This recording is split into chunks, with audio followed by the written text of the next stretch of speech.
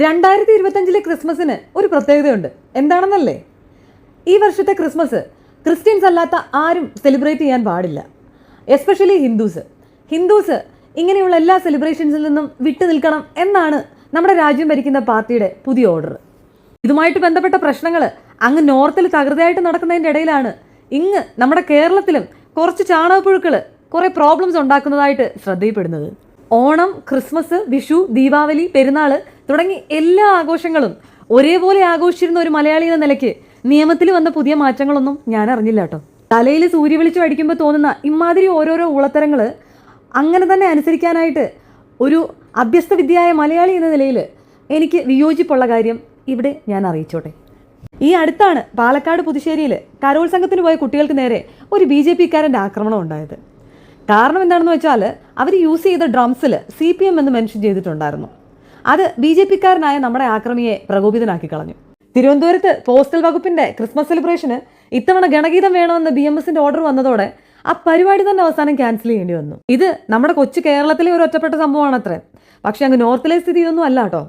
Christmas സെലിബ്രേഷൻ്റെ ഭാഗമായിട്ട് physically challenged ആയിട്ടുള്ള കുട്ടികൾക്ക് വേണ്ടി ഒരു Christian season community meal arrange ചെയ്തിരുന്നു ഒരു ഷെൽട്ടർ ഹോമിൽ.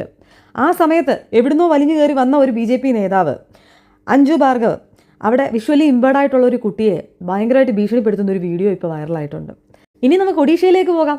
അവിടെ റോഡ് സൈഡിൽ സാന്റാക്ലോസിൻ്റെ മാസ്ക് വിൽക്കാനായിട്ടിരുന്ന ഒരു വ്യാപാരിയുടെ അടുത്ത് വന്നിട്ട് ഒരു BJP പ്രവർത്തകനാണ്, പുള്ളിക്കാരൻ അവിടെ നിന്ന് ഭയങ്കരമായിട്ട് ഭീഷണി മുഴക്കുകയും ഇത് ഇന്ത്യ എന്ന് പറയുന്നത് ഒരു ഹിന്ദു രാജ്യമാണെന്നും ഇവിടെ ഇങ്ങനെയുള്ള കാര്യങ്ങളൊന്നും ചെയ്യാൻ പറ്റില്ല എന്നും പറഞ്ഞ് അവരെ ആ കടയോട് ഒഴിപ്പിക്കുന്ന ഒരു വീഡിയോ. ആ വീഡിയോ കണ്ടപ്പോഴാണ് എനിക്ക് മനസ്സിലായത് ഇന്ത്യ ഒരു ഹിന്ദു രാജ്യമാണെന്നുള്ളത്. കാരണം ഞാനൊക്കെ സ്കൂളിൽ പഠിക്കുമ്പോൾ എല്ലാ ഇന്ത്യയിലുള്ള ആളുകളും സഹോദരന്മാരാണെന്നും എല്ലാ മതസ്ഥരും ഒന്നുപോലെ ഒരുമിച്ച് ചേർന്ന് ജീവിക്കുന്ന ഒരു രാജ്യമാണെന്നുമാണ് പഠിച്ചത്. പക്ഷേ ഇതിൻ്റെ ഇടയിൽ ഇന്ത്യ എപ്പോഴാണോ ഹിന്ദു രാജ്യമായത്? അപ്പോൾ എനിക്ക് മനസ്സിലാവാത്ത കാര്യം, ഇവർക്ക് ഇങ്ങനെ തോന്നിയ പോലെ ഓരോ ആഘോഷങ്ങളെ മാറ്റാനും ഓരോ വിശ്വാസങ്ങളെ മാറ്റാനും ഓരോ ചരിത്ര സ്മാരകങ്ങളുടെ പേരുകൾ മാറ്റാനും ഒക്കെ ആയിട്ട് എന്താണ് അധികാരം എന്നുള്ളതാണ്. ഇങ്ങനെ തോന്നിയ പോലെ മാറ്റാൻ ഇന്ത്യ ആർക്കെങ്കിലും സ്ത്രീധനമായിട്ട് കിട്ടിയതായിരുന്നു?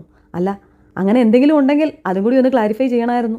ഒരു ഹിന്ദുവായി ജനിക്കുകയും ഹൈന്ദവ വിശ്വാസങ്ങളിൽ വളരുകയും ചെയ്ത ഒരു മലയാളി എന്ന നിലയിൽ എനിക്ക് പറയാനുള്ളത് ഇത്രയേ ഉള്ളൂ. ഇനിയും ഓണം വന്നാലും ക്രിസ്മസ് വന്നാലും പെരുന്നാൾ വന്നാലും ഒരുപോലെ സെലിബ്രേറ്റ് ചെയ്യും. കാരണം എന്നെ സംബന്ധിച്ചിടത്തോളം മതം എന്ന് പറയുന്നത് സംസ്കാരത്തിൻ്റെ ഒരു ഭാഗം മാത്രമാണ്. അല്ലാതെ അതിനെ മതഭ്രാന്തായി അംഗീകരിക്കാനായിട്ട് എനിക്ക് ഒരിക്കലും സാധിക്കുകയില്ല. ഇനി ഇതിൻ്റെ പേരിൽ പ്രശ്നങ്ങൾ ഉണ്ടാക്കാനോ രാജ്യദ്രോഹിയായി മുദ്ര കുത്താനോ വരുന്ന ആൾക്കാരെ കായികപരമായിട്ട് തന്നെ നേരിടും എന്ന് തന്നെയാണ് എനിക്ക് പറയാനുള്ളത്.